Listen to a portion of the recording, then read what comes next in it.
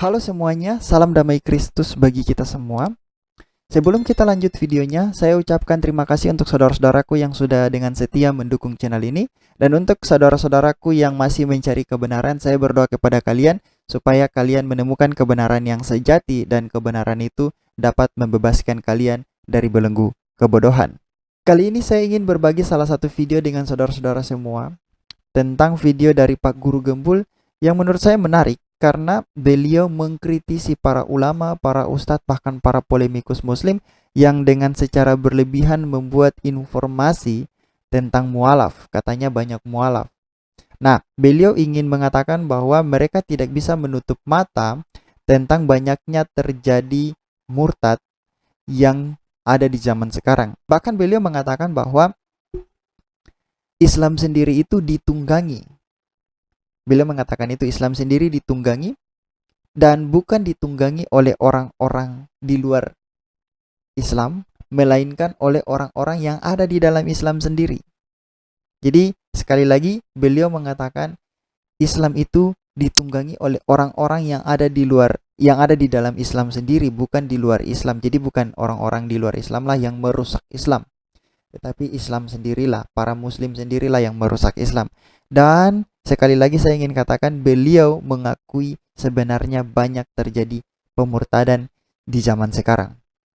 Dan itu tidak bisa ditutupi dengan informasi-informasi bodong yang dibuat oleh para ustadz, ulama, bahkan para polemikus muslim tentang katanya banyak mualaf di sana sini.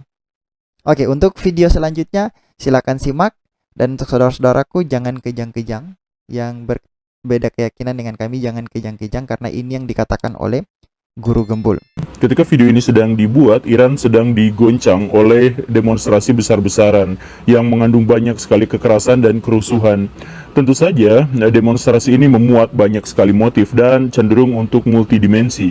Tetapi bisa kita pahami bersama bahwa demonstrasi ini dipicu oleh satu perempuan yang konon katanya meninggal gara-gara urusan hijab. Dia dipaksa untuk berhijab dengan cara tertentu oleh polisi syariah di sana. Dan seterusnya dan seterusnya. Saya tidak berminat untuk menceritakan bagaimana kronologinya karena saya yakin Baraya memiliki akses untuk mendapatkan informasi itu.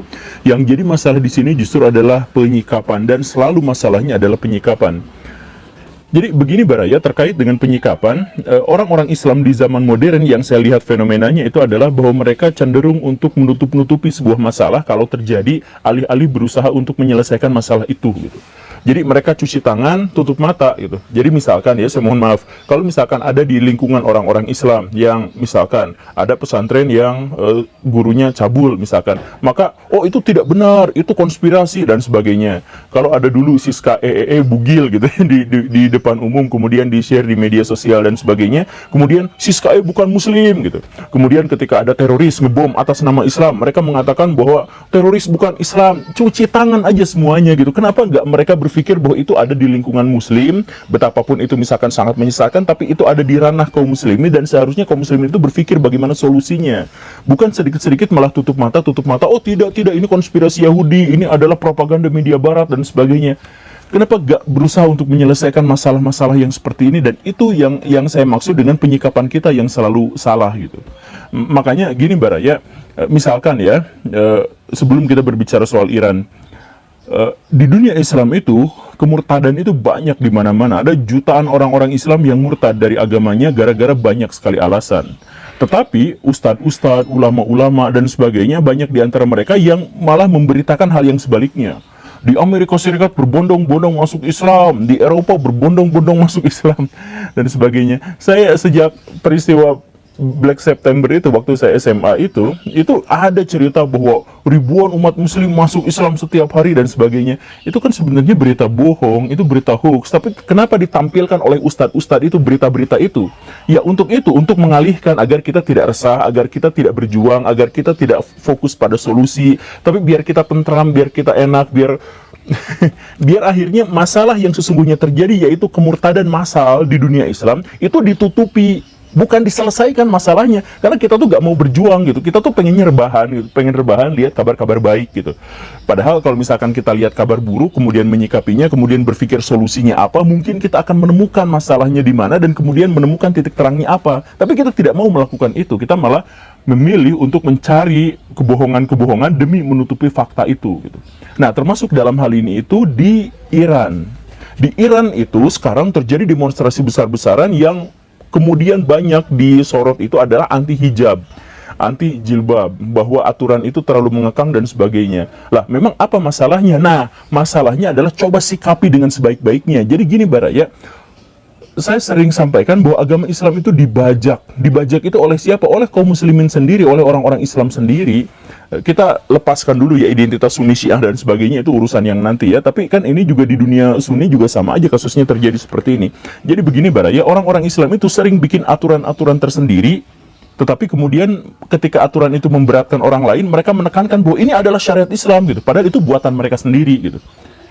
Jadi kita kerucutkan masalahnya, misalkan ya, dalam dunia Islam itu perempuan yang menutup auratnya itu adalah kewajiban. Itu sudah hampir menjadi konsensus, walaupun ada beberapa orang yang mengatakan tidak wajib, tetapi hampir secara konsensus orang-orang Islam sepakat bahwa hijab itu diwajibkan dalam agama Islam. Tetapi apakah kalau tidak berhijab dapat hukuman? Tidak ada. Tidak ada dalil baik dalam Quran dan Sunnah satupun yang menjelaskan apa hukuman perempuan itu kalau gak pakai kerudung. Gak ada sama sekali.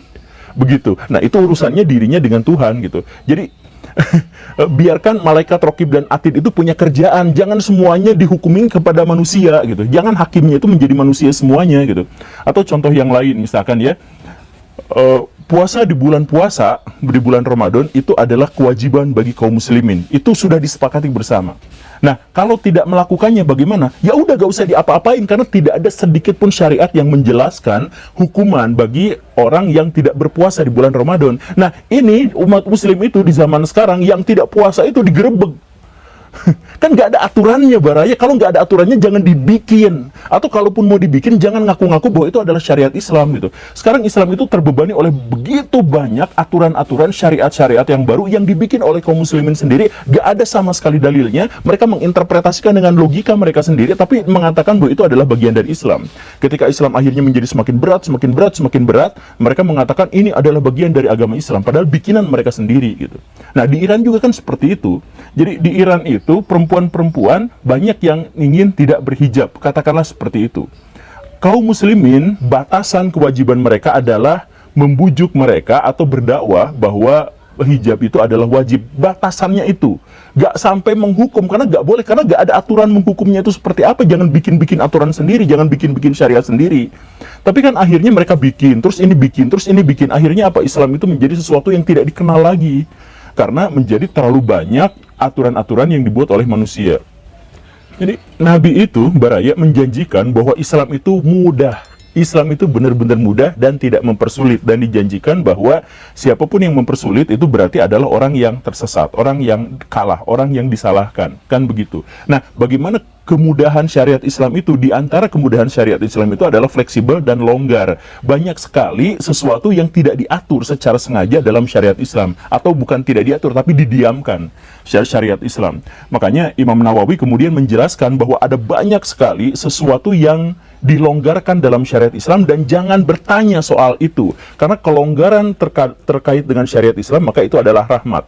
Jadi ketika misalkan ada sesuatu hal kemudian tidak ada aturannya, bukan berarti Nabi tidak mengatur itu, tetapi Nabi membiarkannya agar syariat itu menjadi tetap longgar, dan itu disebut sebagai rahmat bagi kita semua gitu. Nah, jadi kan banyak misalkan aturan mukbang, bagaimana hukumnya gitu, yang seperti itu. Nah, pertanyaan itu seharusnya adalah pertanyaan yang tidak boleh dijawab. Kenapa? Karena di dalam Islam itu, ketika ada satu hal yang dilonggarkan oleh syariah, kemudian kita bertanya dan kemudian memunculkan sebuah jawaban, maka jawaban itu menjadi salah satu dosa paling besar. Lah, jadi gimana? Jadi, pesan Nabi ya, apapun yang diperintahkan oleh Nabi, laksanakan semampunya. Dan apapun yang dilarang oleh Nabi, jauhi semampunya. Dan jangan banyak bertanya, jangan banyak cincong terkait dengan syariah. Karena apa? Dikhawatirkan akan muncul syariah baru yang akhirnya memberatkan. Jadi kalau misalkan di dunia modern sekarang ada satu hal gitu, kemudian tidak diatur oleh syariat Islam, jangan ditanyakan, sebab nanti dikhawatirkan akan memunculkan syariat baru. Kalaupun nanti harus ditanyakan, jangan dijawab. Dan semua ulama di zaman dulu sudah bersepakat untuk itu. Sekarang malah dijawab semuanya, akhirnya muncul sekali interpretasi-interpretasi begini dan begitu, dan akhirnya umat Islam itu sekarang terbebani oleh beban-beban yang sebenarnya tidak pernah ada dalam syariah. Termasuk Sunni Syiah itu kan tidak pernah ada dalam syariah, tidak pernah disebutkan, tidak pernah apa. Kita sekarang habis-habisan di situ gitu. Jadi mudah sekali. Ya, tapi gara-gara Islam itu yang tadi itu dibajak ya, jadi akhirnya kondisinya seperti ini. Saya harap sih dengan video ini banyak sekali orang-orang yang akhirnya paham. Jadi jangan bikin aturan perempuan di Saudi Arabia nggak boleh naik mobil, perempuan di Iran nggak boleh naik sepeda dan sebagainya, kan nggak ada aturannya kayak gitu, dibikin-bikin sendiri kemudian mengatakan itu syariat Islam. Ketika banyak akhirnya yang memberontak, Islam juga yang kena.